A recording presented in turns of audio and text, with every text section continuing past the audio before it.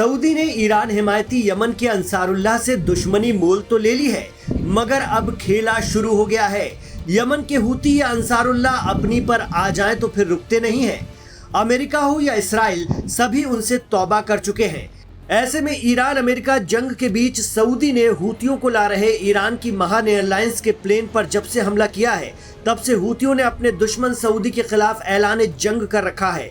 अब खबर है कि हूतियों ने अपने कंट्रोल वाले लाल सागर से ब्लॉकेट तोड़कर गुजरने की कोशिश कर रहे सऊदी के 2 ऑयल टैंकरों को उड़ा दिया है।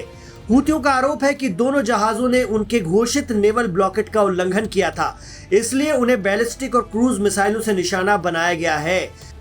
अंसारुल्लाह ने जिन 2 टैंकरों पर हमले का दावा किया है, उनके नाम एंसेलिया और लैला बताए जा रहे हैं।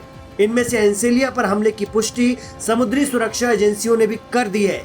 यमन में अंसारुल्लाह आर्म फोर्सेस के प्रवक्ता यहया सारी ने खुद मीडिया में इस बात की जिम्मेदारी ली है। उनका कहना है कि 12 साल से लगे सऊदी के हर सैंक्शंस का अब तगड़ा जवाब दिया जाएगा। उन्होंने साफ कह दिया कि हमारे दुश्मन सऊदी के टैंकर समुद्री ब्लॉकेट का उल्लंघन कर रहे थे, इसीलिए ये कार्रवाई की गई है। मीडिया रिपोर्ट बता रही है कि सऊदी झंडे वाले टैंकर एंसेलिया ने VHF के जरिए संकट संदेश भेजकर बताया कि लाल सागर में सऊदी अरब के जीजान बंदरगाह के बाहरी इलाके में उसे एक मिसाइल ने निशाना बनाया है, जिससे जहाज में आग लग गई। ब्रिटेन की समुद्री जोखिम प्रबंधन कंपनी वैनगार्ड ने भी इस बात की पुष्टि कर दी है कि एंसेलिया पर सऊदी अरब के अल शुकैक से करीब 70 नॉटिकल मील दक्षिण पश्चिम में एक अज्ञात प्रोजेक्टाइल से हमला हुआ है।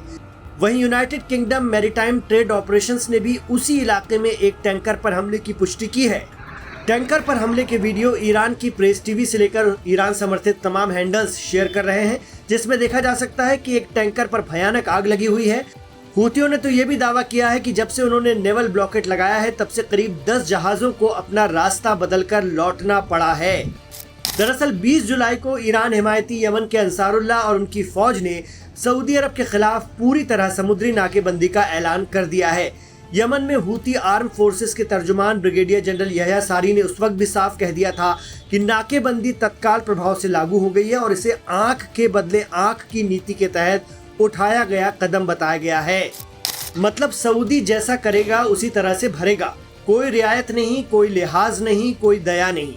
हूतियों ने साफ कह दिया है कि सऊदी अरब की किसी भी बेवकूफ़ी भरी हरकत का जवाब पूरी और निर्णायक कार्रवाई से दिया जाएगा, और 2 जहाज़ों पर हमला करके अंसारुल्लाह ने वो कार्रवाई आखिर कर ही दी। यमन के अंसारुल्लाह या हूती इल्ज़ाम लगाते रहे हैं कि सऊदी की हुकूमत जालिम है। उसने साल 2015 के बाद से यमन पर सैंक्शंस लगाकर लाखों लोग मार दिए। सऊदी यमन के दूसरे हिस्से से चल रही अब्दुर्रब मंसूर हादी ग्रुप की सरकार को समर्थन करता है।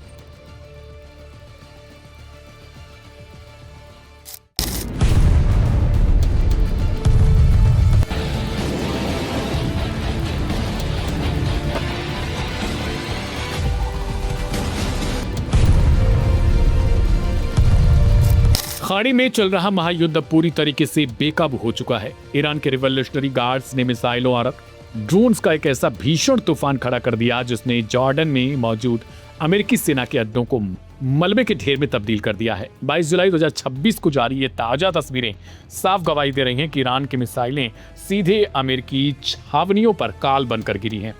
इस चक्रव्यूह में ईरान ने जिन मिसाइलों का इस्तेमाल किया है, उन पर बेहद खौफनाक और तीखे संदेश भी लिखे गए थे। ईरान का दावा है कि जॉर्डन में मौजूद अमेरिकी हवाई सुरक्षा प्रणाली इस हमले के आगे पूरी तरीके से फेल हो गई, जिसके कारण अमेरिका को अपने कई सैनिकों से हाथ धोना पड़ा है। इस बारूदी प्रहार ने अमेरिकी सेना की सबसे कमजोर नस को सरेआम बेनकाब कर दिया। अमेरिकी राष्ट्रपति डोनाल्ड ट्रंप की सेना भले ही ईरान पर लगातार 11 रातों से ताबड़तोड़ बमबारी कर रही हो, लेकिन मुस्तफा खामेनेई का हौसला इससे जरा भी नहीं डिगा। ईरान के IRGC ने जवाबी कार्रवाई करते हुए जॉर्डन में अमेरिकी हितों के खिलाफ एक बहुत बड़े सैन्य अभियान का ऐलान कर दिया, जिसे नाम दिया गया है ऑपरेशन अल बर्क। अंतर्राष्ट्रीय मीडिया रिपोर्ट्स के मुताबिक ईरान ने जॉर्डन के अल फैसल और प्रिंस हसन सैन्य ठिकानों को पूरी तरीके से घेर कर निशाना बना दिया। इस महा हमले में वहां खड़े अमेरिका के आधुनिक F-15 लड़ाकू विमानों और हेलीकॉप्टरों को भारी क्षति पहुंची है।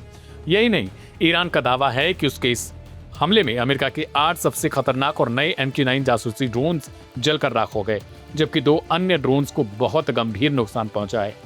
इस विनाशकारी हमले में अमेरिकी सैनिकों के हताहत होने की भी बड़ी खबरें सामने आ रही हैं। हाल ही में हुए एक हमले में 3 अमेरिकी सैनिकों की मौत के दावे किए गए और इस नए हमले में अमेरिकी छावनी के भीतर लाशों का ढेर होने की ईरान की तरफ से कई दावे कर दिए गए हैं। अराजक का हवाई अड्डे की रिहायशी इमारतों पर भी ईरान की मिसाइलें गिरी हैं।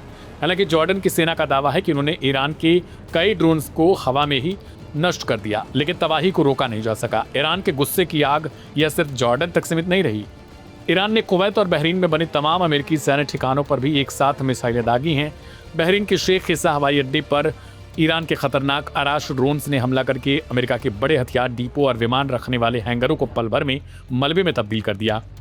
कुवैत में भी ईरान के इस ड्रोन ने हमले से भारी तबाही मचाई है। ईरान के इस महाविनाशकारी पलटवार के बीच अमेरिकी सेंट्रल कमांड ने बयान जारी करते हुए कहा कि उन्होंने होर्मुज जलमार्ग में अंतर्राष्ट्रीय व्यापार को बचाने के लिए लगातार 11वीं रात भी ईरान के सैन्य केंद्रों और ड्रोन गोदामों को निशाना बनाया। पिछले 3 महीनों में ईरान ने इस समुद्री रास्ते से गुजरने वाले 30 से ज्यादा व्यापारिक जहाजों पर हमले किए हैं। डोनाल्ड ट्रंप इस युद्ध में अपनी पूरी ताकत झोंक रहे हैं, लेकिन हकीकत यह है कि अब तक 18 अमेरिकी सैनिक इस जंग में अपनी जान गंवा चुके हैं। ईरान की तरफ से इससे ज्यादा की संख्या में दावे किए गए। खाड़ी में अमेरिका का सैन्य दबदबा पूरी तरीके से चरमरा गया है। रक्षा विशेषज्ञों की माने तो इस भयंकर सैन्य विफलता के बाद अब वाशिंगटन बैकफुट पर है और पर्दे के पीछे से ईरान के साथ बातचीत का रास्ता तलाश रहा है। क्या ट्रंप का यह बारूदी चक्रव्यूह मुस्तबा खामेनेई को झुका पाएगा या आने वाला वक्त ईरान के लिए मुश्किल भरा होगा?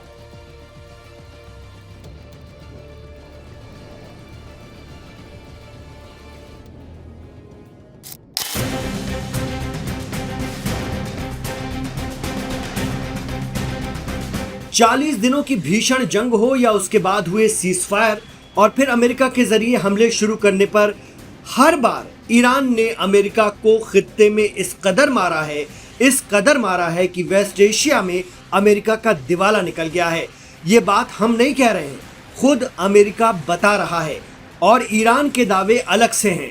दरअसल ईरानी मीडिया के मुताबिक 22 जुलाई को ईरान की आर्म फोर्सेस के स्पोक पर्सन ब्रिगेडियर जनरल शेखराची ने बाकायदा प्रेस कॉन्फ्रेंस करके बताया कि पिछले 50 सालों में अमेरिका ने मिडिल ईस्ट में जितना सामान इकट्ठा किया था, वेस्ट एशिया के अपने बेसिस पर जितना इन्वेस्टमेंट किया था, ईरान ने सब ध्वस्त कर दिया है, कुछ भी नहीं छोड़ा है।